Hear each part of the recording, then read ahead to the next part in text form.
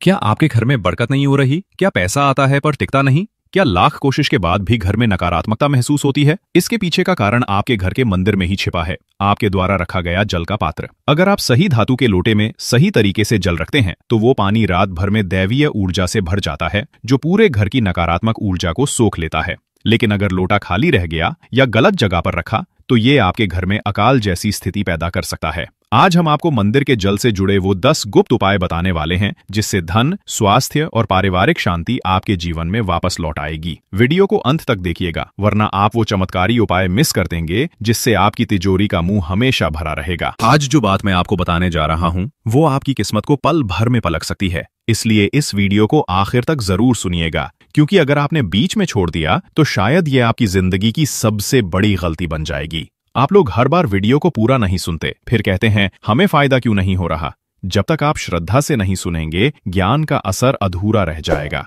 आज जो आप सुनने जा रहे हैं वो कोई आम कहानी नहीं है, ये वो गुप्त नियम है जो आपके घर में सुख, शांति और समृद्धि का दरवाजा खोल सकता है। क्या आप जानते हैं, जब आप मंदिर में मंत्र बोलते हैं तो आपकी आवाज से एक दिव्य ऊर्जा निकलती है।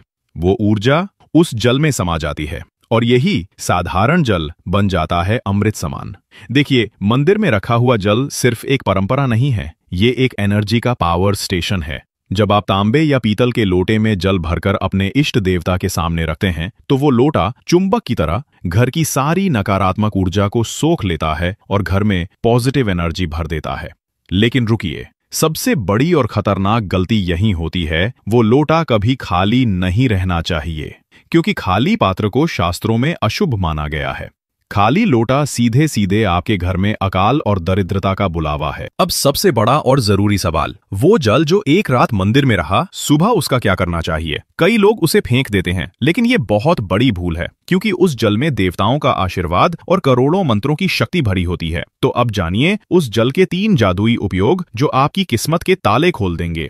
1, घर में छिड़काव करें। उस जल की कुछ बूंदें हर कमरे में छिड़कें, इससे पूरा घर शुद्ध हो जाएगा और बुरी शक्तियां वहां टिक नहीं पाएंगी। 2, परिवार को पिलाएं। थोड़ा थोड़ा जल परिवार के हर सदस्य को पिलाएं, इससे मन शांत रहेगा, घर में प्रेम बढ़ेगा और सेहत भी बेहतर होती जाएगी। 3, पौधों में डालें। बचा हुआ जल अपने पौधों में डाल दें, इससे पौधे हरे भरे रहेंगे और घर में लक्ष्मी जी का वास होगा। पर यहाँ एक बहुत जरूरी बात है, इस जल को कभी भी सीधे तुलसी के पौधे में ना डालें, क्योंकि ये जल सभी देवताओं को अर्पित होता है। हाँ, अगर जल लड्डू गोपाल या राधा कृष्ण को चढ़ाया गया हो तब आप इसे तुलसी में डाल सकते हैं। और एक छोटा सा रहस्य, सुबह इसी जल से आंखें धोएं, आंखों की रोशनी तेज होगी और बीमारियां दूर भागेंगी। किस धातु का लोटा सबसे शुभ होता है?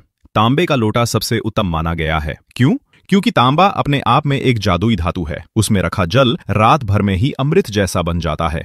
अगर तांबे का लोटा ना मिले तो पीतल का भी इस्तेमाल कर सकते हैं, पर याद रखिए, स्टील या लोहे के बर्तन से पूजा बिल्कुल नहीं करनी चाहिए।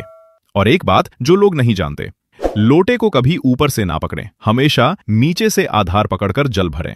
लोटे का मुख हमेशा ऊपर की ओर होना चाहिए, उल्टा रखना महाअशुभ होता है। अब सुनिए दीपक की सबसे छुपी हुई बात। क्या आप जानते हैं कि गलत धातु का दीपक आपके घर में कंगाली ला सकता है? आजकल लोग कांच, स्टील, लोहे के दीपक इस्तेमाल करते हैं, लेकिन ध्यान दीजिए, स्टील या लोहे के दीपक से पूजा करने पर शनि देव नाराज हो सकते हैं। कांच के दीपक राहु केतु को बढ़ाते हैं और घर में झगड़े और अशांति फैलती है। तो फिर क्या करें? सरल उपाय, तांबे, पीतल या मिट्टी के दीपक का उपयोग करें।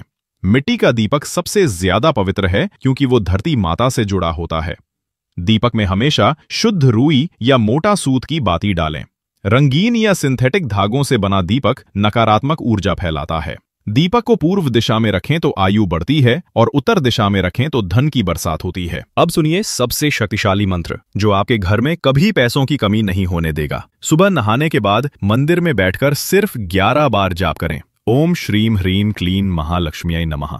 जाप शुरू करने से पहले दीपक जलाएं और 1 लोटा जल रखें। फिर मंत्र पूरा होने के बाद उस जल को अपनी तिजोरी या दुकान में छिड़कें।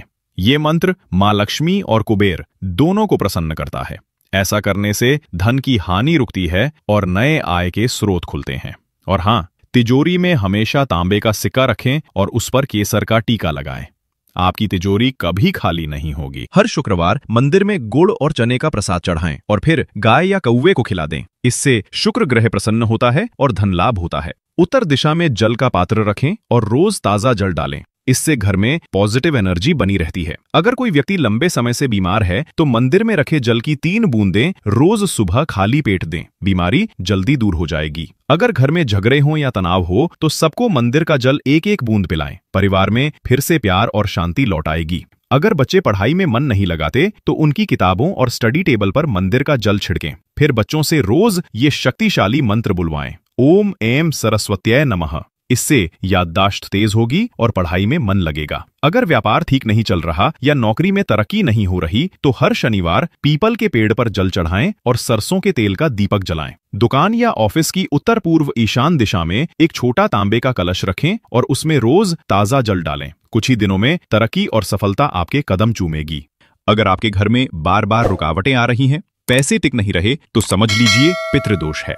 इसे दूर करने के लिए हर अमावस्या को पीपल के पेड़ पर जल और काले तिल चढ़ाएं और ये मंत्र बोलें, ओम नमो भगवते वासुदेवाय नमः। इससे पितृदोष शांत होता है और पितरों की कृपा आप पर बनी रहती है। जीवन में सुख समृद्धि चाहिए तो हर रोज शिवलिंग पर जल चढ़ाएं।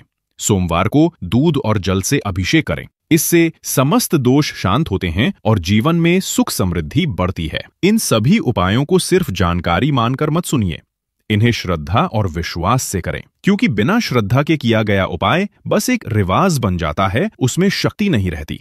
अगर आप रोज इन नियमों का पालन करेंगे तो यकीन मानिए आपका घर लक्ष्मी, शांति और सेहत से भर जाएगा। अब आप बताइए, आज के सत्संग में आपको सबसे अच्छा कौन सा उपाय लगा? कमेंट में जरूर लिखिए जय माता लक्ष्मी। और अगर दिल से विश्वास है तो वीडियो को लाइक और शेयर करें ताकि बाकी लोग भी इस दिव्य ज्ञान का लाभ उठा सकें।